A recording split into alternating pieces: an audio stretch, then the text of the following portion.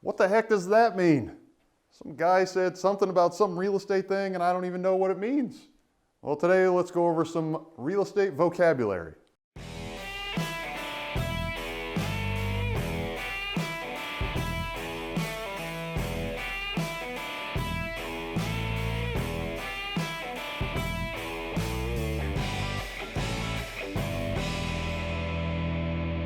All right, I'm Aaron Impens, and we're going to go over some real estate vocabulary today, okay? Real estate has its own language. There's a lingo to it, and you're going to want to know it. You know, that way when you're in the room with someone and they start rambling on about something, you either understand or can have a halfway intelligent conversation back with them as well. But there'll be important things to know, okay? So we got 5 things to go over today. The first one I got written down is 1031. What's 1031? Well, let me elaborate a little bit on that. Okay, we'll call it a 1031 exchange. Whoops. Okay, 1031 exchange. So what is that? Now, first and foremost, I'm not here to give you tax advice by any means, but I'll just kind of run down the broad overview of this. A 1031 exchange is a way to defer tax. Okay, so let's say you've got a property that you've bought and you've owned it for a long time, or you bought it and you're now going to be reselling it for a large gain. Okay, there's a couple different things that you could do there. Obviously, for example's sake, let's say you're making $500,000 a gain. You could pay the tax on that, the income tax on that, right? No big deal. You made $500,000, you got to pay the government for the tax. That's how it works. You know, you're making money, you're paying taxes. It is what it is. Let's say you didn't want to pay the gains on that.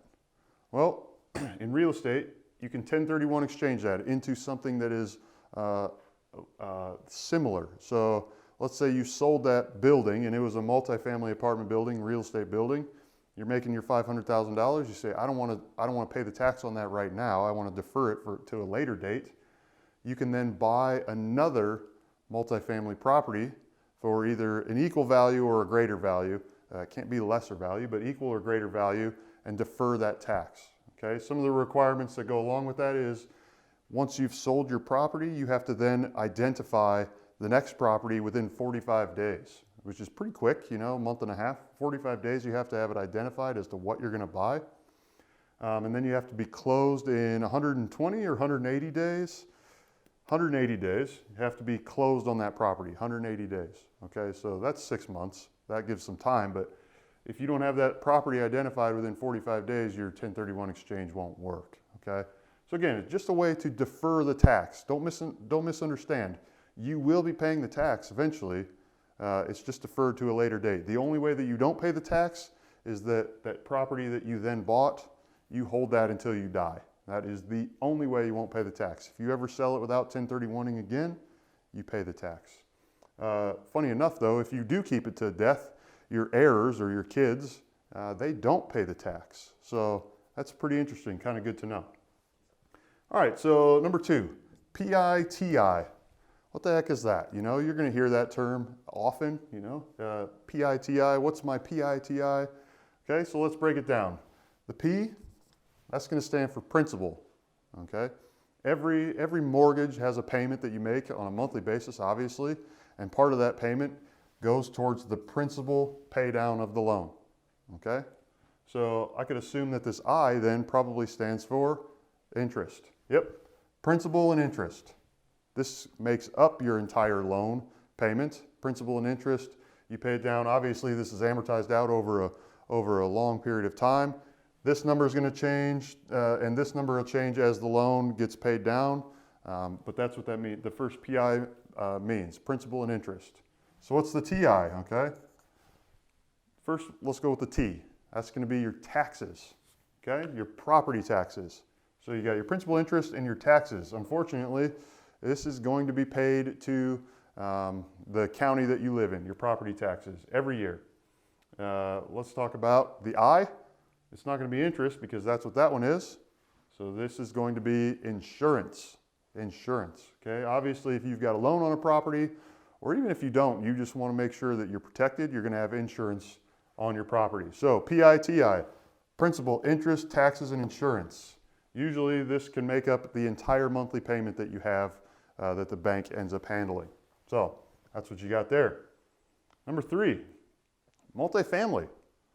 Now, people are probably looking at me like, Aaron, we know what multifamily is. That's easy. It's a big apartment building. I'm like, well, yeah, it is. It is a big apartment building, but really the definition of multifamily is going to be something that is one building that has more than one dwelling in it, okay? So yeah, an apartment building, obviously that fits the bill. But a multifamily could also be a duplex, just two homes within one building, okay? That classifies as multifamily. Pretty straightforward, doesn't have to be large, it can be small as well. Number 4, deed of trust. Okay, this is an interesting one. We talked a little bit up here about how you got to get a loan on your property. Well, how is that loan secured?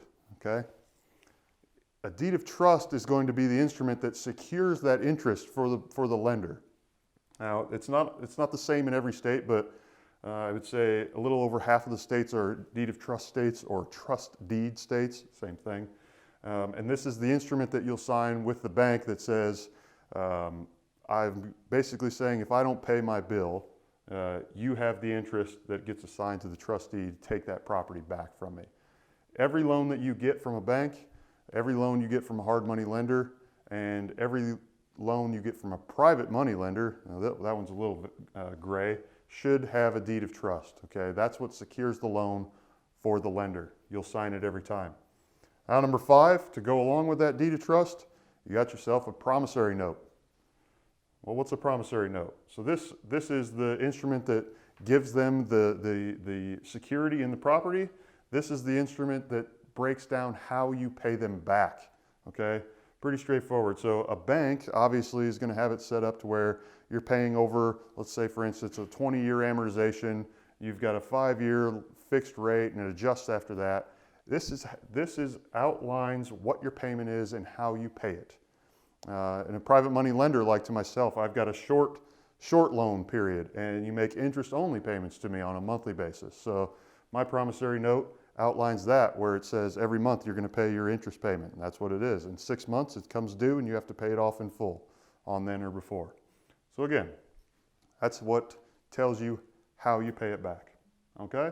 So 5 real estate vocabulary terms.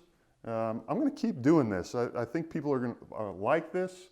You know, I've come up with some words that maybe are pretty simple, like multifamily, or something that may be slightly more advanced of 1031 exchange, and we'll just keep going over it. So if you've got some words that you want to know the meaning of, leave them below in the comments. Let me know what they are. I'll make sure and put them in the next video. Appreciate you guys tuning in. Hit that subscribe button. We'll see you guys next time. If you've got some other people that are more advanced out there that you want to know the term of, that you're just not quite sure, or maybe you even want to quiz me just to see if I know what I'm talking about, leave them below in the comments and I'll make sure and get back to you. I appreciate you guys tuning in. Hit the subscribe button and we'll see you next time.